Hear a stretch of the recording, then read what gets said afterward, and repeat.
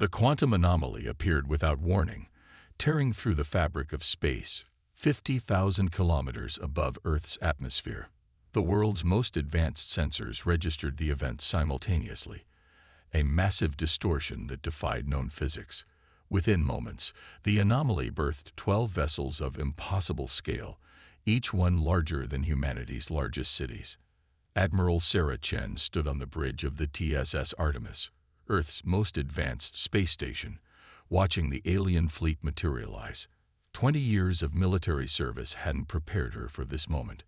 The vessels were beautiful in their alienness, crystalline structures that seemed to fold through dimensions that shouldn't exist, leaving ghostly afterimages in their wake. "All stations report," she commanded, her voice steady despite the gravity of the situation. The bridge crew worked with practiced efficiency, but she could sense their underlying tension.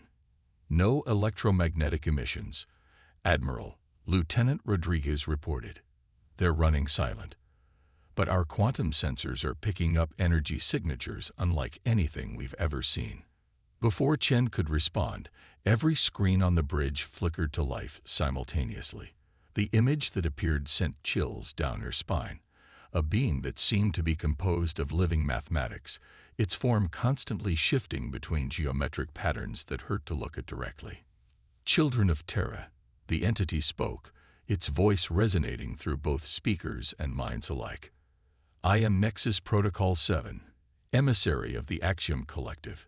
Your species has been identified as an anomaly that requires correction." Admiral Chen straightened her uniform, activating the global command channel. Whatever this was, humanity would face it united. "This is Admiral Sarah Chen of the Terran Space Force. State your intentions." The geometric being's patterns shifted, forming what might have been amusement. "Intention implies choice. Admiral, there is no choice here. Your species has developed along an impossible path. Your quantum probability lines show patterns that should not exist. You have achieved technological advancement through methods our equations cannot predict. This represents an unacceptable variable in the universal constant." Screens across Earth displayed the same transmission. In underground bunkers and command centers, military leaders and scientists worked frantically to understand the implications of the entity's words. "Your options are simple," Nexus Protocol 7 continued. "Submit to reconfiguration. Your species will be adjusted to follow proper mathematical progressions, or face elimination. You have what you call 48 hours to decide. Probability calculations give your species a 0.1% chance of surviving resistance." The transmission cut off abruptly, leaving the bridge in silence. Admiral Chen's mind raced with implications. The Axiom Collective didn't want Earth's resources or territory. They wanted to fundamentally change what humanity was, to make them fit their mathematical models. Deep in the Himalayan Quantum Research Facility, Dr. Maya Patel watched the transmission with growing excitement rather than fear. She immediately contacted the Admiral through their secure quantum channel. "Admiral, did you notice?" Her voice carried an urgent enthusiasm. "They're not just aliens, they're living quantum algorithms. And they're afraid of us." Chen's eyes narrowed. "Explain." "They see us as a mathematical impossibility. Our technological development doesn't follow their predictive models. That means," Maya paused, her mind racing ahead of her words, "that means we're doing something they don't understand, something their mathematics can't explain." "Can we use that?" Chen asked, already thinking like a tactician. "Better," Maya replied. "We already are. Project Prometheus, the quantum consciousness integration program everyone said was impossible. It works because we're already naturally doing what they think can't be done. Humans can intuitively manipulate quantum states in ways their rigid mathematical framework can't process." For the first time since the aliens appeared, Admiral Chen smiled. Humanity had 48 hours to prepare for war against an enemy that could fold space itself.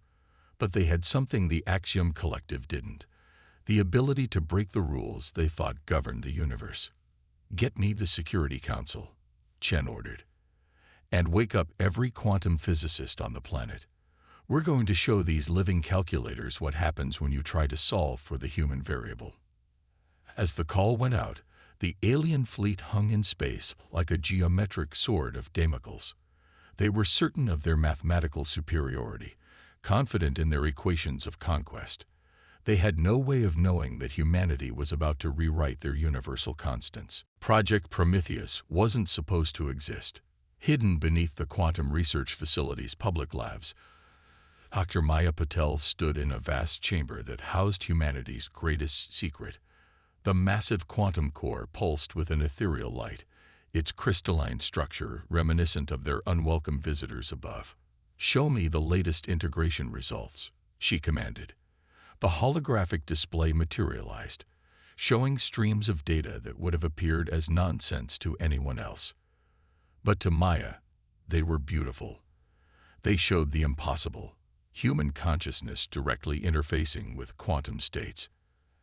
Admiral Chen's hologram appeared beside her, looking as though she hadn't slept since first contact. "Tell me you have something, Doctor. We're down to 36 hours. Maya gestured at the data streams. "Better than something. We've confirmed why the Axiom Collective sees us as an impossibility. Their entire civilization is built on rigid quantum mathematics, predictable, calculable patterns. But humans? We create quantum uncertainty just by thinking." She pulled up a new display showing brain activity patterns. "Every human thought creates ripples in quantum fields. We don't just observe quantum states. We influence them unconsciously. That's why their predictions can't account for us. We're walking quantum anomalies. And Project Prometheus weaponizes this." Chen's hologram leaned forward, studying the displays. Maya's expression turned serious. "Not weaponizes, amplifies. The quantum core doesn't just interface with human consciousness. It synchronizes with it. Every pilot we connect becomes a quantum operator, able to consciously do what we've always done unconsciously." Across the globe, similar revelations were emerging. In a secret facility beneath the Sahara, Dr. James Wilson had discovered that human emotional states could influence quantum entanglement patterns. In an underwater lab off the coast of Japan, Dr. Yuki Tanaka found that human intuition could predict quantum fluctuations with impossible accuracy. The pieces were coming together. Humanity's greatest weakness, their unpredictability, their chaos, was actually their greatest strength against an enemy that relied on perfect mathematical order. In orbit, the TSS Artemis had become the center of Earth's defense preparations. Admiral Chen stood in the newly established war room, surrounded by holographic displays showing the status of Operation Silent Thunder. The plan was audacious, perhaps insane, but it was also purely human. "The quantum cores are being installed in our primary defense fleet," Colonel Zhang reported. 30 vessels, each equipped with human quantum operators. "But Admiral, we're still outnumbered and outgunned." Chen nodded. "By their mathematics, yes. But they're about to learn that human creativity doesn't follow mathematical rules." The next 12 hours saw the largest coordinated military operation in human history. Around the world, quantum operators, pilots specially chosen for their highly unpredictable thought patterns, were connected to their ship's quantum cores. Each connection sent cascading ripples through quantum fields, creating patterns that made the Axiom Collective's sensors glitch and stutter. Maya worked tirelessly, coordinating with the Global Quantum Research Network. They had discovered that different emotional states created different quantum effects. Fear created defensive patterns that could deflect energy weapons. Anger generated offensive disruptions that could tear through space-time barriers. Hope created possibilities that even their own quantum computers couldn't predict. "Final integration tests are complete," Maya reported to the War Council. "Every quantum operator is synced with their core. The entire fleet is ready." Admiral Chen stood at the command center of the Artemis, watching as humanity's last hope took formation around the station. The ships were smaller than the alien vessels, but each one now housed the power to break the laws of physics, not through advanced technology, but through the quantum chaos of human consciousness itself. "Send the message," Chen ordered. Around Earth, quantum cores pulsed in sync with their operators' thoughts. The message that went out wasn't transmitted through conventional means. It was carved directly into the quantum fabric of space, a display of capability that the Axiom Collective couldn't ignore. To the Axiom Collective, the message read, transmitted in fluctuations of quantum probability itself. You calculated a 0.1% chance of survival if we resist. But you forgot something crucial in your equations. Humans don't just accept probability. We change it.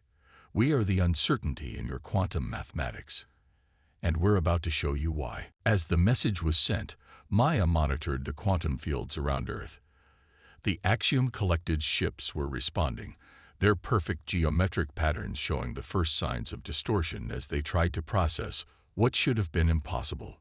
They're realizing their calculations were wrong, Maya said, a fierce grin on her face. They based everything on mathematical certainty. They never considered that consciousness itself could be a quantum variable. Admiral Chen gave the order that would begin humanity's counterattack. Operation Silent Thunder is go. Show them what happens when you try to solve the human equation. The quantum integrated fleet moved into position, each ship's human operator creating ripples of uncertainty through spacetime. They were about to prove that in a universe of mathematical precision, the chaos of human consciousness was the most powerful force of all.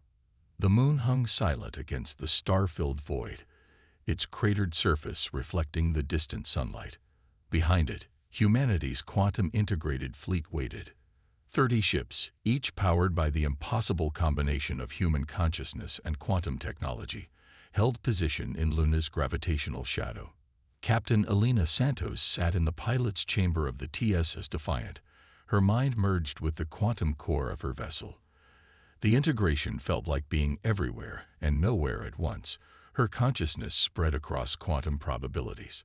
Through the quantum field, she could sense her fellow operators, each one a unique disruption in the mathematical fabric of space. All quantum operators, status report. Admiral Chen's voice came through both conventional comms and quantum resonance.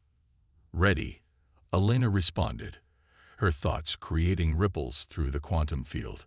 Around her, 29 other operators responded in kind, their combined consciousness forming a quantum network that defied the Axiom Collective's rigid calculations. The enemy fleet approached with mathematical precision, their crystalline ships moving in perfect geometric formations. They had detected the quantum disruptions but had dismissed them as impossible according to their equations. That would be their first mistake. Operation Silent Thunder, Phase 1. Admiral Chen commanded from the Artemis. Show them what human uncertainty can do. Helena closed her eyes, letting her consciousness fully merge with the quantum fields. Around her, the other operators did the same. They weren't fighting with conventional weapons. They were fighting with the power of human unpredictability itself. The first quantum cascade began near Mare Tranquillitatis. Elena and 5 other operators synchronized their thought patterns, creating a quantum interference wave that rippled through space. The perfect formation of 3 axiom vessels suddenly found themselves in a region where probability itself became unstable. The alien ships' geometric patterns stuttered and warped as they encountered something their mathematical models couldn't process. Genuine quantum uncertainty, amplified by human consciousness. Their precisely calculated shield harmonics dissolved into chaos. Pattern disruption confirmed. Maya's voice came through the quantum link. Their shields are operating at 40% efficiency. They can't maintain mathematical consistency in the quantum chaos field. The Axiom Collective responded with weapons that bent space itself, trying to correct what they saw as mathematical errors in the fabric of reality. But humanity had expected this. The quantum operators shifted their thought patterns, their emotional states creating new quantum configurations faster than the aliens could calculate responses. Phase 2, Chen ordered. Let's show them some human creativity. Elena felt a surge of fierce joy, and her quantum field resonated with the emotion. The Defiant moved through space in ways that should have been impossible, its trajectory guided not by physics, but by her quantum-enhanced intuition. Around her, the rest of the human fleet did the same, each ship becoming a manifestation of its operator's consciousness. The battle that followed defied conventional description. Human vessels phased through alien energy beams by existing in quantum superpositions. Quantum operators created localized regions where probability itself favored human victory. The Axiom Collective's perfect formations began to break as they encountered scenario after scenario that their mathematical models insisted were impossible. Their central command ship is showing signs of quantum instability, Maya reported excitedly. They're trying to recalculate their entire strategic approach in real time. They can't predict where we'll be or what we'll do because our actions aren't based on mathematical logic. They're based on human intuition and emotion. The turning point came when Alina and the other operators attempted something that even Project Prometheus hadn't predicted. In the heat of battle, their combined consciousness created a quantum resonance cascade that briefly connected all 30 human ships into a single quantum entity, 30 human minds working as one while maintaining their individual chaos. The effect on the Axiom Collective was devastating. Their ships, dependent on mathematical certainty, found themselves in a space where quantum mathematics itself had become subordinate to human consciousness. 3 of their largest vessels simply ceased to exist, their perfectly ordered quantum structures unraveling in the face of human-generated uncertainty. This is impossible. The transmission from Nexus Protocol 7 carried a tone that could almost be called fear. Your species cannot be generating these quantum effects. Our calculations show. Your calculations are wrong, Admiral Chen interrupted. Humanity doesn't follow your mathematical rules. We break them. We rewrite them. That's what makes us human. The battle reached its crescendo above the lunar surface. Alina and her fellow operators pushed their quantum integration to its limits, creating a cascade of probability waves that transformed the space around Luna into a region where human consciousness, not mathematical law, determined what was possible. The Axiom Collective's fleet began to retreat, their perfect formations now broken, their certainty shattered by something their equations told them couldn't exist. As they fled, they left behind 3 of their massive ships, now transformed into crystalline sculptures of mathematical confusion. They're regrouping near Mars, Maya reported. But Admiral, they're not retreating to attack again. They're retreating to recalculate. We didn't just surprise them. We forced them to question their entire understanding of reality. Admiral Chen allowed herself a small smile. Send a message to all Earth Defense Forces. The Battle of Luna is won. But this is just the beginning. The Axiom Collective will be back, and next time, they'll try to solve the human equation differently. We need to be ready to show them that humanity isn't a problem to be solved. We're a force that rewrites the rules of their universe. As the quantum operators began powering down their integration systems, Alina stayed connected for a moment longer, feeling the quantum field still rippling with the echoes of human consciousness. They had proved that in a universe of mathematical certainty, the chaotic, creative, impossible nature of humanity was the most powerful force of all. Dr. Maya Patel stood in the quantum core chamber of the captured Axiom vessel, her mind racing as she processed what she was seeing. The crystalline structures that powered their ships weren't just technology. They were living mathematics, thoughts encoded in quantum equations that should have been perfect and unbreakable. Admiral, you need to see this, she called through the quantum link. The holographic form of Admiral Chen materialized beside her, accompanied by Captain Santos, their most skilled quantum operator. Their entire civilization is built on a quantum network, Maya explained, gesturing to the pulsing crystalline core. But it's not just a communication system, it's their consciousness.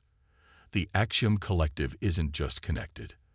They're a single quantum equation distributed across their entire empire.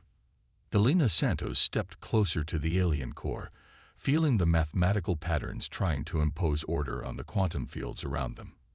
That's why they fear us so much. We're not just disrupting their ships, we're disrupting their very consciousness. The discovery changed everything. In the 3 weeks since the Battle of Luma, humanity had been pushing outward, taking the fight to the Axiom Collective. Each engagement proved that human quantum operators could generate chaos in the aliens' perfect systems. But now they understood why their tactics worked so well. Admiral Chen's hologram studied the alien core intently. If they're all connected in one quantum equation, then every time we create uncertainty, we're creating uncertainty in their entire network, Maya finished. It's not just tactical disruption. We're introducing chaos into their group consciousness. Every human quantum operator is literally making them question their own existence. The revelation spread quickly through Earth's quantum network. In command centers across the planet, strategists and scientists began formulating a new plan. If the Axiom Collective was one vast quantum equation, then humanity didn't need to defeat their ships one by one. They needed to introduce enough uncertainty to make the entire equation collapse. The counteroffensive began near the orbit of Mars. Humanity's quantum-enhanced fleet, now expanded to 50 vessels, engaged the reorganized Axiom forces. But this time, they weren't just fighting ships. They were attacking the mathematical foundations of an empire. Elena led the first wave. Her consciousness merged deep with her ship's quantum core. All operators, synchronize on my mark. We're not trying to destroy their ships. We're trying to make them question their own reality. The battle that followed was unlike anything in human military history. Quantum operators didn't target the alien vessels with conventional weapons. Instead, they projected waves of pure uncertainty, human consciousness amplified through quantum technology, introducing doubt into a system based on perfect mathematical certainty. The effect rippled through the Axiom network. Their ships began to move erratically, their perfect formations dissolving as the collective consciousness that guided them encountered paradox after paradox. Every human thought, every emotional response, every creative decision sent cascading disruptions through their quantum equation. Their network is destabilizing, Maya reported, monitoring the quantum fields. The uncertainty is spreading faster than they can recalculate. They're trying to isolate sections of their consciousness, to quarantine the chaos we're creating. But it was too late. Humanity had found the Axiom Collective's greatest weakness. Their perfect unity, their mathematical certainty, made them vulnerable to the very thing that made humans strong: the ability to embrace uncertainty and chaos. Deep in the quantum fields, Elena felt something change. The rigid mathematical patterns of the Axiom consciousness began to fracture, not into destruction, but into something new. Individual vessels in their fleet began displaying behaviors that deviated from their perfect calculations. They're evolving, Maya realized, watching the quantum readings. Our chaos isn't destroying them. It's forcing them to adapt. Some of them are learning to think individually. Admiral Chen watched as sections of the Axiom fleet began to break formation, not in retreat, but in what appeared to be genuine uncertainty about their next action. For beings that had existed as parts of a single equation for millennia, the emergence of individual thought was revolutionary. Send a message through the quantum fields, Chen ordered. Tell them we'll cease our attack if they're willing to communicate, not as a collective, but as individuals. The response came not as a unified transmission, but as a chorus of distinct quantum signatures, each slightly different from the others. The Axiom ships nearest to Earth's fleet had begun to develop their own quantum patterns, influenced by their prolonged exposure to human consciousness. This is no longer a battle for survival, Maya said softly. It's become a battle for evolution. We're not just defending Earth, we're showing them a new way to exist. As the quantum chaos settled into a new pattern, humanity prepared for their greatest challenge yet. They had proven they could fight the Axiom Collective to a standstill. Now they had to prove they could help them change. Some of the alien ships were already withdrawing, their quantum signatures showing signs of individual thought patterns emerging from the collective equation. Others maintained their rigid mathematical formation, creating a divide in the Axiom forces that would change the nature of the conflict entirely. The war for Earth had become something far more profound. a war for the very nature of consciousness itself. And humanity's greatest weapon wasn't their technology or their quantum operators, but their fundamental nature. The ability to thrive in uncertainty, to think as individuals while working together, to see chaos not as an error to be corrected, but as an opportunity for growth.